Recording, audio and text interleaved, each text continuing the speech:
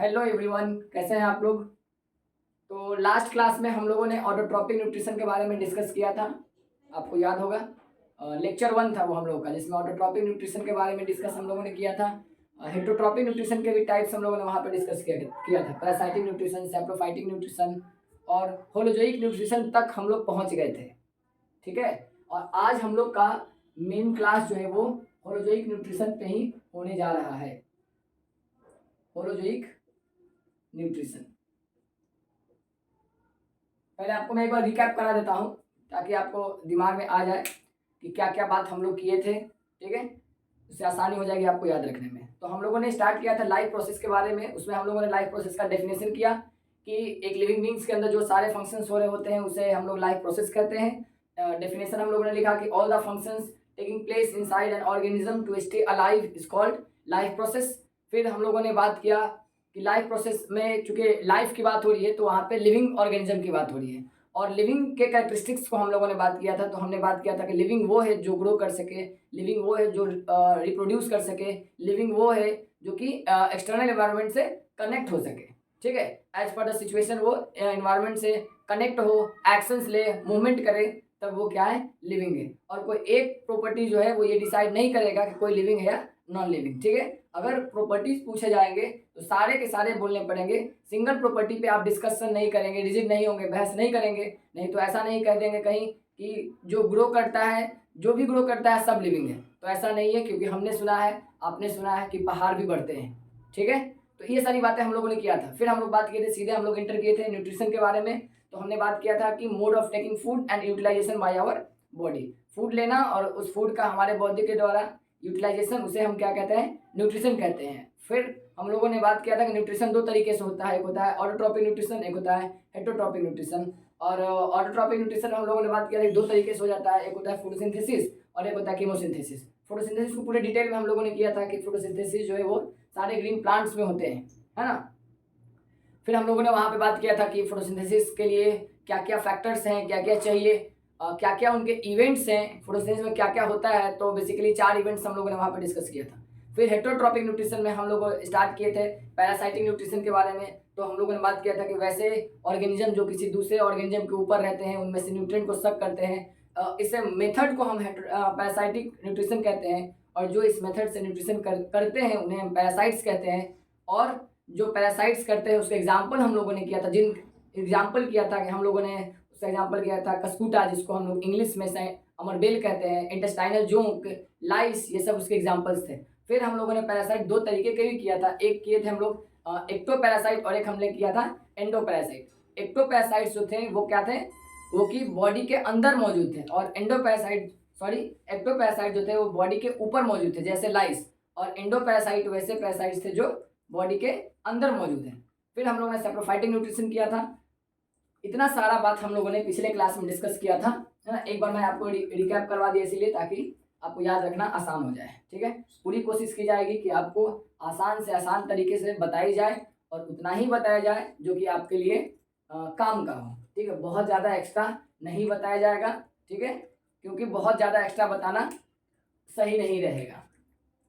तो holozoic nutrition हम लोग को आज स्टार्ट करना है। तो होलो का मतलब क्या हो जाता है, होलो का मतलब होता है एंटायर, और जोइक जो वर्ड लिखा है ये लिखा है जोआन के लिए, और इससे होता है एनिमल्स। मतलब होलोजोइक न्यूट्रिशन वो न्यूट्रिशन है जिसमें सारे एनिमल्स आ जाते हैं, जितने भी एनिमल्स हैं वो सब किस में आ जाएंगे, होलोजोइक न्यूट्रिशन में आ जाएंगे। और होलोजोइक न्यूट्रिशन का मेन डेफिनेशन क्या है, तो पहले लेक्चर में भी आपको बताया गया था कि वैसा न्यूट्रिशन जिसमें सॉलिड फूड को माउथ के थ्रू लिया जाता है, फूड को माउथ के थ्रू लिया जाता है, जहाँ पे माउथ जैसी चीज़ों की डिस्कशन होगी वहाँ पे होलोजोइक न्यूट्रिशन होगा। अभी तक जो हम लोग पढ़े थे पैरासाइट, सैप्रोफाइट, वहाँ पे माउथ की जिक्र नहीं थी। यहाँ से क्या स्टार्ट होता है, माउथ स्टार्ट होता है, इसीलिए इसको हम क्या बोलते हैं, होलोजोइक न्यूट्रिशन कहते हैं, है ना। A type of nutrition in which solid food is taken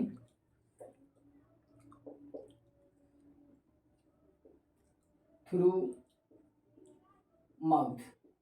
ठीक है, तो बेसिकली इस चैप्टर में हम लोग कहाँ पे हम लोग होलिस्टिक न्यूट्रिशन बात करेंगे, तो हम लोग बात करेंगे ह्यूमन बींग्स के अंदर की ही बात करना है, ठीक है। पूरी डिटेल में हम लोग ह्यूमन बींग्स के अंदर के न्यूट्रिशन को पढ़ेंगे, जानेंगे कैसे कैसे ह्यूमन बींग्स फूड को बॉडी के अंदर लेते हैं, कैसे उसका डाइजेशन होता है, कैसे उससे न्यूट्रिएंट निकलते हैं, कैसे वो पूरे बॉडी में सर्कुलेट होता है, कैसे हमारे बॉडी में उससे एनर्जी प्रोड्यूस होता है, और कैसे हमारे बॉडी से वेस्ट मटेरियल बाहर निकलता है। ये पूरा डिटेल हम लोग को यहाँ पे करना है, ठीक है। तो अगर सबसे पहले बात करें स्टेप्स की बात करें, स्टेप्स ऑफ न्यूट्रिशन की बात करें, हमारे बॉडी में न्यूट्रिशन के जो स्टेप्स होंगे वो क्या क्या होंगे, तो स्टेप्स कुछ इस तरीके से हो जाएंगे। एक स्टेप हम लोग पढ़ेंगे जिसको बोलेंगे इंजेशन। इंजेशन वर्ड में मैं मतलब बताता हूँ। इन का मतलब क्या है, इंजेस्ट। इंजेस्ट का मतलब ही होता है टू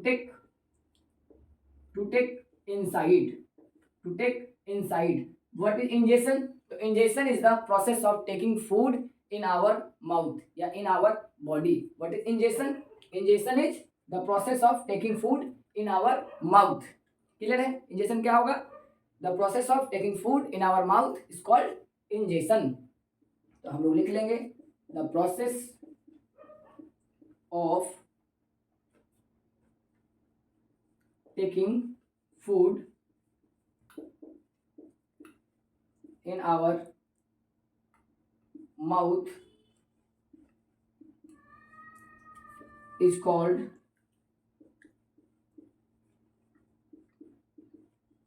इंजेशन। सबसे पहला स्टेप ही क्या है, इंजेशन है। सारे स्टेप्स को पहले मैं यहाँ एक बार आपके लिए लिख देता हूँ। सबसे पहला स्टेप हम लोग पढ़ने जा रहे हैं इंजेशन के बारे में। दूसरा स्टेप हम लोग पढ़ेंगे डाइजेशन के बारे में। तीसरे स्टेप में हम लोग पढ़ेंगे रेस्पिरेशन के बारे में। फोर्थ स्टेप में हम लोग पढ़ेंगे ट्रांसपोर्टेशन के बारे में। और पांचवा स्टेप में हम लोग पढ़ेंगे एक्सक्रीशन के बारे में। ये 5 स्टेप्स को पढ़ेंगे।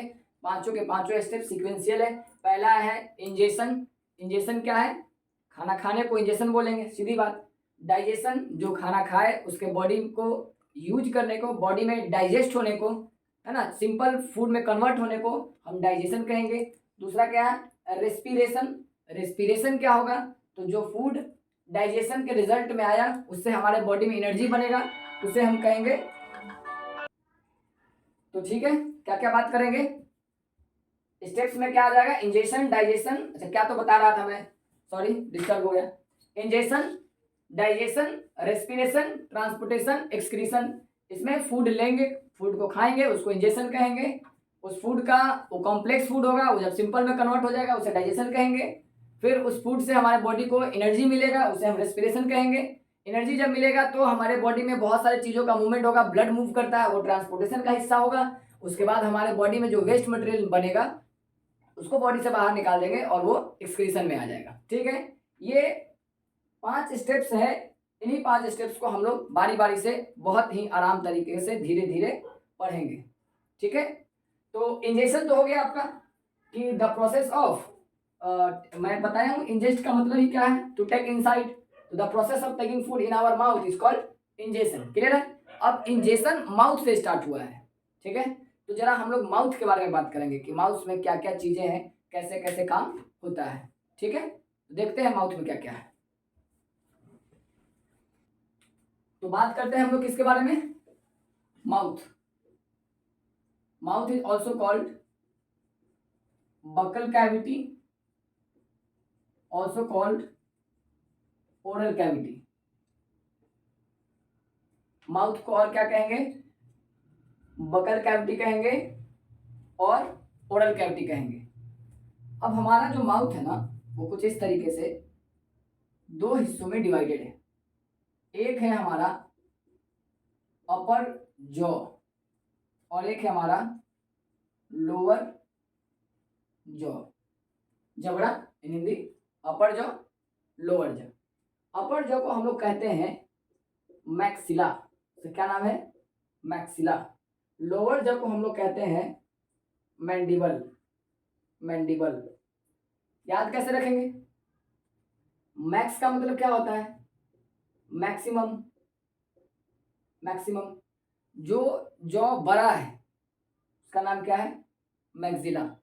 जो जॉ छोटा है उसका क्या नाम है? मैंडिबल। तो अगर ये याद रहेंगे तो दूसरा ऐसा हो ही जाएगा। इसी में क्या मौजूद है? हमारा टूथ मौजूद है। टूथ के बारे में भी पढ़ना है, मतलब पूरे पहले तो हम लोग पढ़ेंगे कि माउथ में है क्या क्या, काम क्या क्या है उसका, फिर बात करेंगे हम लोग। टूथ हम लोगों को पढ़ने हैं, 4 तरह के ही होते हैं, तो 4 तरह के ही पढ़ें। एक होता है इंसीजर, बचपन में भी पढ़ाया गया है। एक होता है कनाई, एक होता है प्रीमोलर, और एक होता है मोलर। ये सीक्वेंस में लिखा हुआ है। सबसे पहले इंसीजर होता है, उसके बाद कनाई होता है, उसके बाद प्रीमोलर होता है, उसके बाद मोलर होता है। प्री फॉर पहले और मोलर फॉर मोलर। तो जो मोलर से पहले वो प्रीमोलर। इंसीजर का काम होता है कटिंग। क्या काम होता है? कटिंग। इंसीजर का काम क्या था? कट करने का, काटने का काम इंसीजर का। वर्ड का मतलब बता दूं?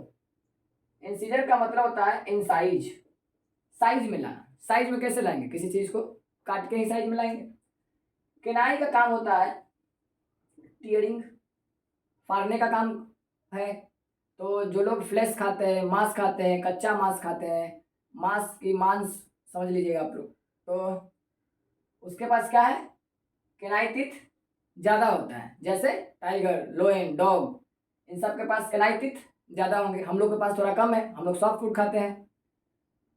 तो हम लोग ईख वगैरह खाते हैं ना, तो जो आगे से 4 दांत है ना इंसिजन, उसके बाद 4 दांत छोड़ने के बाद इधर और इधर एक एक किनाई है, ऊपर में और नीचे भी सेम वैसा ही है। प्री मोलर का काम होता है फाइन ग्राइंडिंग। फाइन ग्राइंडिंग, सिलौटी का काम, पीसने का काम किसका है? प्री मोलर का काम है। मोलर का भी काम ग्राइंडिंग ही है, मत कैसा ग्राइंडिंग है? कोर्स ग्राइंडिंग है। ठीक है, मोटा पीसने का काम किसका है? मोलर का है। अब नंबर की बात करें, यहां समझाता हूं नंबर। हम लोग क्या करते हैं, इसको 4 पार्ट्स में डिवाइड कर देते हैं और यहाँ लिख देते हैं आई, यहाँ लिखते हैं सी, यहाँ लिखते हैं पी और यहाँ लिखते हैं एम। ठीक है, I for incisor, C for canine, P for premolar और एम फॉर मोलर। बहुत आसान सा बात है। I for incisor, C for canine, P for premolar और एम फॉर मोलर। याद हो गया सबको? ठीक है। अब इंसीजर है 2, किनाई है 1, प्री मोलर है 2 और मोलर कितना? 3। एक साइड में, एक साइड इधर सिर्फ। तो अगर इंसीजर इधर 2 है, इधर 2 है, तो टोटल कितने हो जाएंगे? 2 इधर है तो 2 इधर, 2 इधर, 2 इधर, तो 2 2 4 2 6 2 8। टोटल इंसीजर कितने हो गए? 0 8। ठीक है। किनाई इधर 1 है तो 1 2 3 4। टोटल किनाई कितने हो गए? 0 4। ठीक है। और प्रीमोलर 2 यहाँ पे है, ना? यहाँ इसके लिए नीचे लिखा हूँ, कंफ्यूजन नहीं करने का है। 2 तो 2 2 4 2 6 2 8। तो टोटल प्रीमोलर कितने हो गए? 8। मोलर कितना है यहाँ पे? 3, तो 3 4 ऐसा ही होता है ना, 6 और 3 और 4 नहीं होगा, 3 6 9 12। तो कितना हो गया? 12। सब मिला कितना हो गया? 32। फास्ट कैलकुलेशन है तो जोड़ लिया 32। तो टोटल टूथ कितने हो गए? 32। किसके पास? सबके पास, अडल्ट के पास। आप लोग के पास जेन्युइन तो 28 होने चाहिए, मगर 28 से ज़्यादा है तो आप क्लास 10 के लायक भी नहीं है।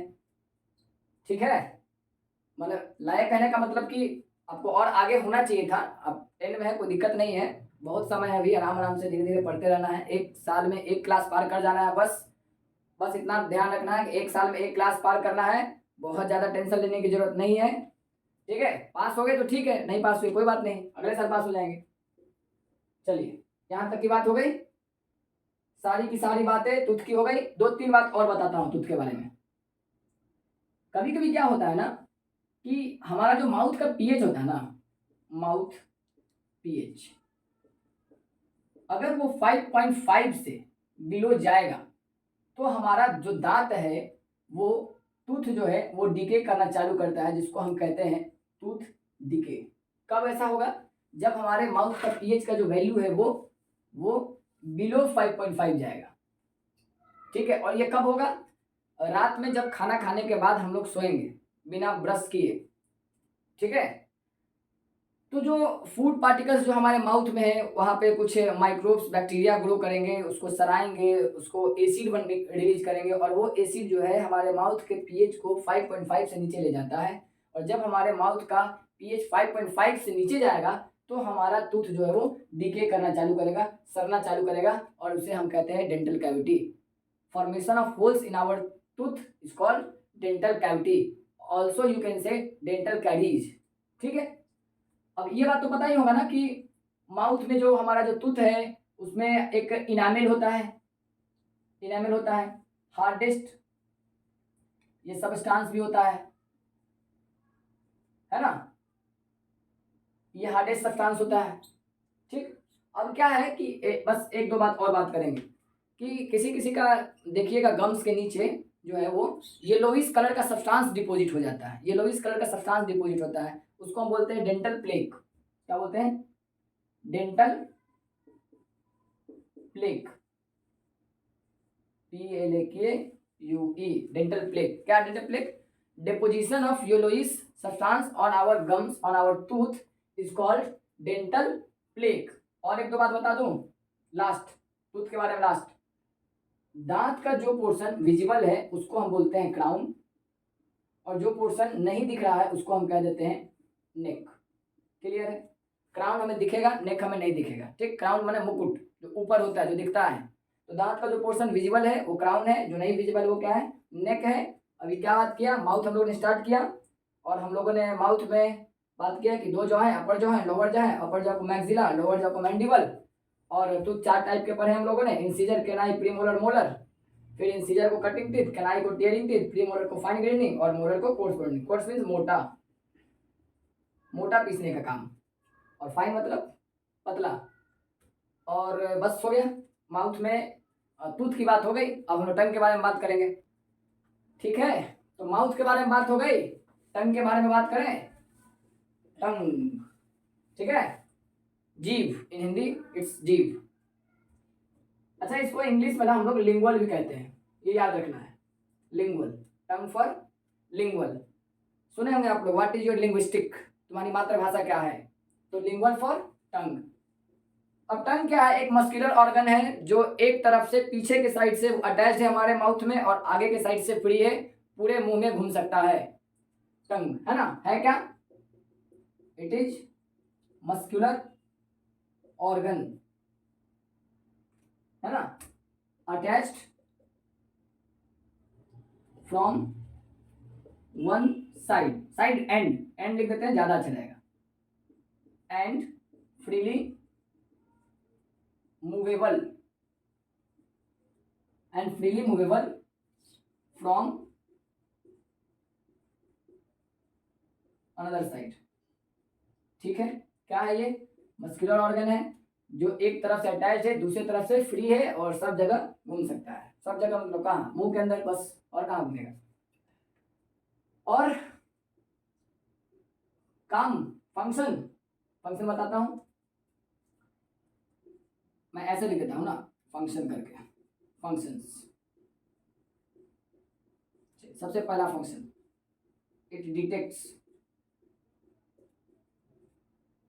It detects taste. क्या डिटेक्ट करता है? टेस्ट। टेस्ट हमारे लिए चार तरीके के हैं, स्वीट है, साल्ट है, सावर है, सार, सार इट्स सार, एंड बीटर है। चार तरह के टेस्ट है, और टेस्ट को डिटेक्ट कौन करेगा? ये टंग करेगा। क्यों क्यों क्यों क्यों? बिकॉज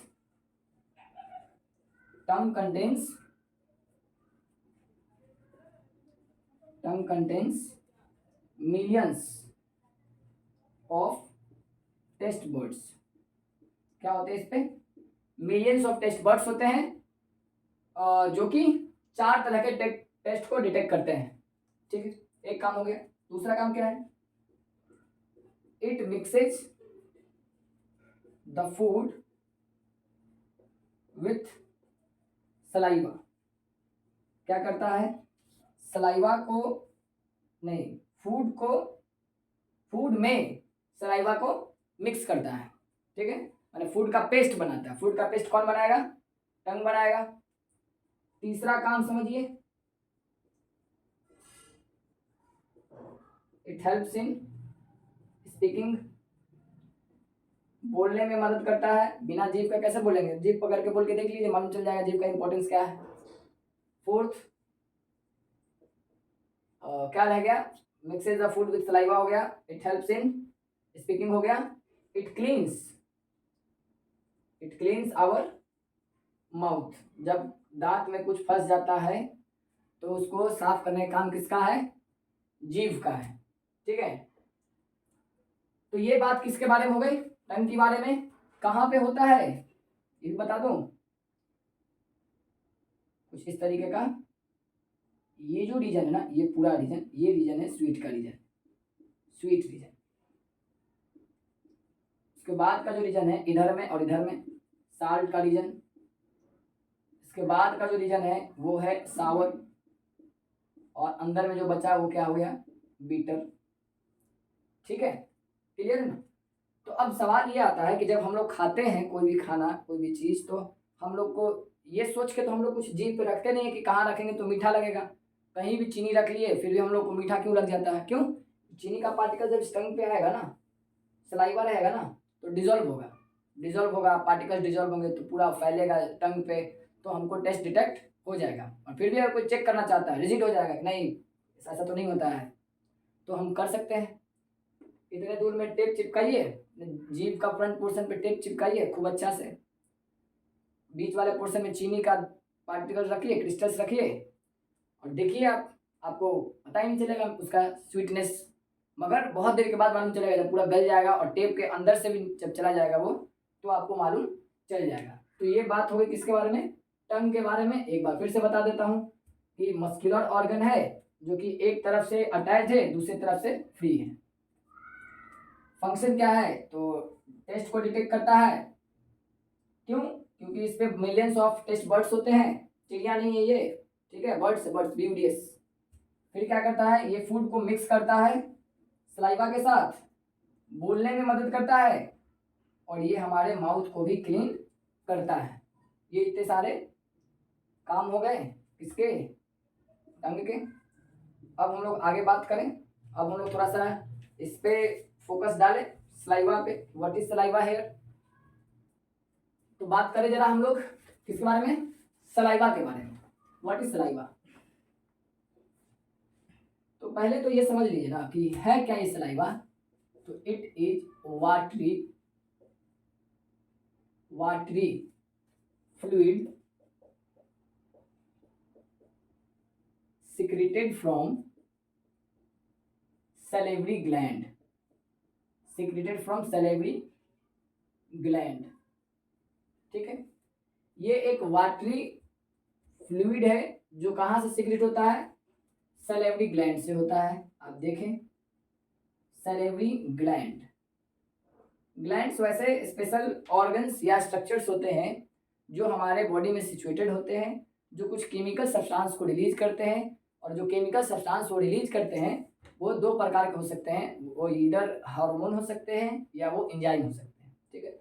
विशेष ग्लैंड के बारे में हम लोग का स्पेशल चैप्टर ही है, ठीक है, कंट्रोल एंड कोऑर्डिनेशन चैप्टर का नाम है, वहाँ हम लोग बात करेंगे। फिलहाल हम इतना जरूर याद रख सकते हैं कि ग्लैंड वैसा स्पेशल टिश्यू या ऑर्गन होता है जो कि कुछ केमिकल सब्सटेंसेस को रिलीज करता है, ठीक है। और ग्लैंड के बारे में 8th क्लास में भी पढ़ाया गया होगा आप लोग को, एंडोक्राइन सिस्टम वहाँ पढ़ना था वहीं पे। सलाइवरी ग्लैंड रिलीज क्या करता है? रिलीज करता है सलाइवा। और सलाइवा में होता क्या है? सलाइवा में होता है एक एंजाइम जिसको हम बोलते हैं सलेवरी एमाइलेज। क्या लगा होता है? Salivary amylase. लेज वर्ड कहीं लग जाए, एमाइलेज वर्ड लग जाए, आप समझ जाइए that is related to carbohydrate. Grade 9th chapter number 1 biology cell में आपको पढ़ाया गया था एमाइलेज वर्ड, ठीक है। या 7th क्लास में भी तो पढ़ना ही है सलेवरी एमाइलेज, आपको वहाँ बताया गया इसके बारे में। नहीं भी बताया गया तो कोई बात नहीं, बता दिया फिर से, ठीक है। नहीं मालूम तो ही ठीक है, फिर से जानने का मौका। तो अब बात करते हैं सलेवरी ग्लैंड्स के बारे में। तो हमारे बॉडी में ना, बॉडी में नहीं कहते हम लोग, माउथ वाले रीजन में 3 तरह के सैलिवरी ग्लैंड हैं। एक को हम बोलते हैं पैरोटिड सैलिवरी ग्लैंड। ये थोड़ा सा बियॉन्ड सिलेबस जा रहे हैं, थोड़ा सा बस, वो इसलिए कि कुछ समय पहले एक पेपर हुआ था मेंटर्स का, तो उसमें इसके बारे में पूछ दिया था क्लास 10 वालों से भी, तो सोचा कि आप लोग को बता ही देते हैं, नहीं तो बाद में आप लोग कह दीजिएगा कि ऐसा क्या आ गया, आप पढ़ाते नहीं है ठीक से, तो इसीलिए मैं बता ही देता हूँ। एक हो गया क्या, सब मैक्सिलरी सैलिवरी ग्लैंड, मैं सबका मतलब यहीं पे समझा दूंगा, टेंशन नहीं लेना है कुछ भी। और एक होता है सबलिंगुअल सैलिवरी ग्लैंड। पैरो का मतलब क्या होता है, पैरो for parrot, but here it is near ear, कान के पास। और टिड का मतलब सिचुएटेड, तो पैरोटिड सैलिवरी ग्लैंड कहाँ होंगे, कान के पास, अंदर, बाहर नहीं है कि दिखेगा, अंदर है, दिख नहीं रहा इसलिए। तो एक हो गया पैरोटिड सैलिवरी ग्लैंड। सब का मतलब क्या होता है, सब माने क्या होता है, सब माने अंदर।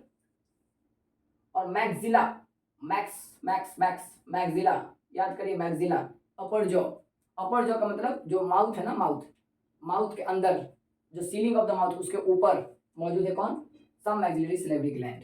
फिर से सब माने अंडर। लिंगुअल का मतलब मैंने अभी बताया था थोड़ी देर पहले टंग के बारे में, टंग, जीभ के नीचे क्या है, सब लिंगुअल सैलिवरी ग्लैंड है। जीभ को उठा के आप मिरर के सामने जाके देखेंगे तो जीभ के नीचे आपको एक होल दिखेगा, ठीक है, होल, उस होल से जो है ना वो सलाइवा हमारे माउथ में आता है, यहाँ से, कहाँ से, सबलिंगुअल सैलिवरी ग्लैंड से। तो हमारे बॉडी में 3 तरीके के सैलिवरी ग्लैंड्स मौजूद हैं, है तो है, पैरोटिड सैलिवरी ग्लैंड है, सब मैक्सिलरी सैलिवरी ग्लैंड है, सबलिंगुअल सैलिवरी ग्लैंड है। इन तीनों का काम क्या है, इन तीनों का काम यही है, सलाइवा सिक्रीट करना। और सलाइवा में क्या है, सैलिवरी एमाइलेज है। अच्छा, इसका दूसरा नाम बता देता हूँ, बहुत इंपॉर्टेंट है, पढ़िए, आप ही लोग पढ़िए, दूसरा नाम टायलिन। यहाँ पे पी साइलेंट है, पी से नहीं पढ़ेंगे, टायलिन। सैलिवरी एमाइलेज का दूसरा नाम क्या है, टायलिन। इसका काम क्या है, ये ना कार्बोहाइड्रेट का डाइजेशन में मदद करता है, ठीक है। अभी डाइजेशन वर्ड हम लोगों ने, इंजेक्शन तक की बात हो गई पूरी। पहला जो टॉपिक हमने लिखवाया था आपको आज ही अभी के लेक्चर में, इंजेक्शन क्लियर हुआ, ठीक है। अब जो हम लोग बात करेंगे वो बात करेंगे डाइजेशन के बारे में, जो कि सेपरेट क्लास लगेगा डाइजेशन का, जो कि अप्रोक्स 30 मिनट का वो भी क्लास लगेगा, ठीक है। तो यहाँ तक की बात हो गई, क्या आज स्टार्ट हुआ, होलोजोइक न्यूट्रिशन स्टार्ट हुआ। होलोजोइक न्यूट्रिशन स्टार्ट हुआ तो हम लोगों ने बात किया कि होलोजोइक न्यूट्रिशन होता क्या है, फिर उसमें हम लोगों ने बात किया कि स्टेप्स क्या क्या हैं। तो हम लोगों ने बात किया कि न्यूट्रिशन के जो स्टेप्स है ह्यूमन बींग्स के अंदर ही बेसिकली हम लोग बात कर ही रहे हैं, ingestion, digestion, respiration, transportation, excretion, ये सारे स्टेप्स थे। फिर हम लोगों ने ह्यूमन बॉडी में स्टार्ट किया, माउथ पढ़ा। माउथ को हम लोगों ने बोला कि बकल कैविटी या ओरल कैविटी भी कहते हैं। 2 जॉ हैं, एक अपर जॉ है, एक लोअर जॉ है। अपर जॉ को मैक्सिला, लोअर जॉ को मैंडिबल। फिर माउथ में ही हमारा टूथ अटैच्ड है, टूथ मौजूद है। 4 तरह के दांत हम लोगों ने पढ़ा, चारों का नंबर पढ़ा, है ना, कि कौन सा टूथ जो है वो कितना है, हम लोगों ने सबका नंबर बात किया था, है ना। और फिर हम लोगों ने बात कर लिया टंग के बारे में कि टंग का क्या फंक्शंस क्या है। तो टंग मस्कुलर ऑर्गन था, फंक्शंस 4 फंक्शंस हम लोगों ने किया।